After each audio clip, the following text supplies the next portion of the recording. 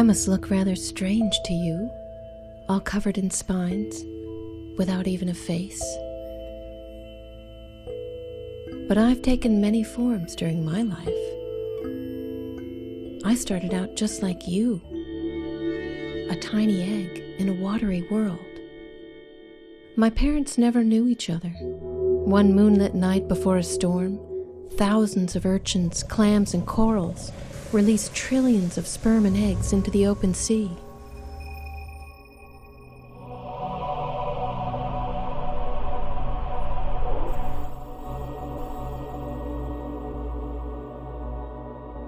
My father's sperm somehow met my mother's egg, and they fused.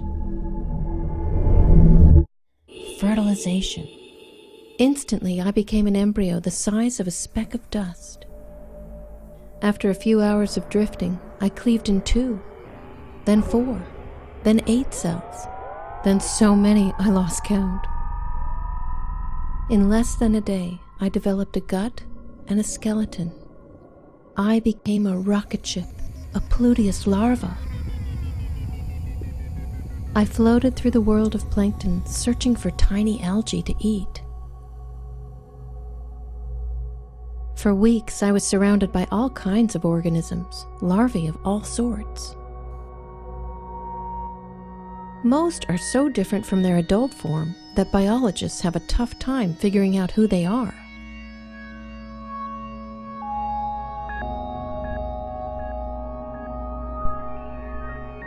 Try matching these youngsters to their parents. This veliger larvae will turn into a snail, this zoe into a crab, and this planula into a chlydia jelly.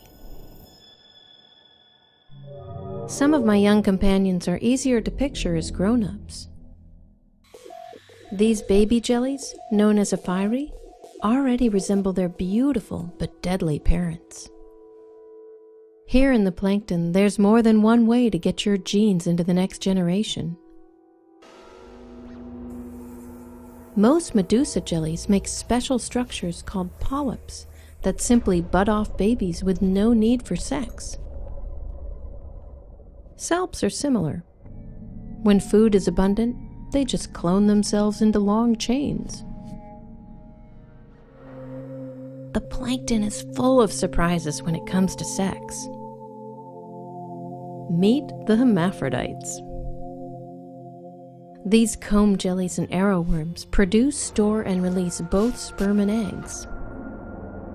They can fertilize themselves or another.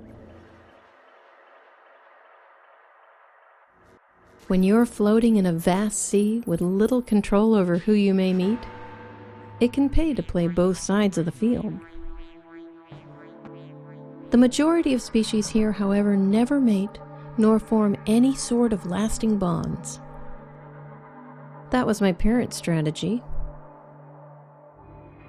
There were so many of us Pluteus larvae, I just hid in the crowd, while most of my kin were devoured. Not all parents leave the survival of their offspring to chance. Some have far fewer young and take much better care of them, brooding their precious cargo for days, even months. This speedy copepod totes her beautifully packaged eggs for days.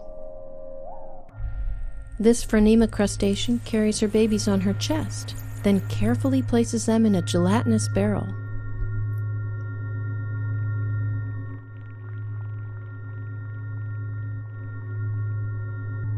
But the black-eyed squid takes the prize.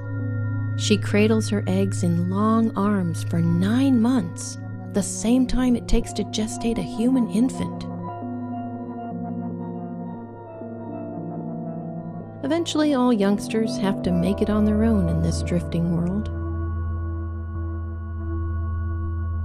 Some will spend their whole lives in the plankton, but others, like me, move on.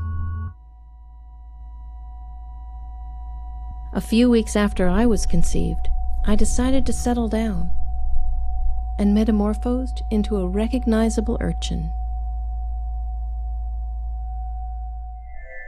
So now you know a bit of my story. I may just be a slow-moving ball of spines, but don't let my calm adult exterior fool you. I was a rocket ship. I was a wild child.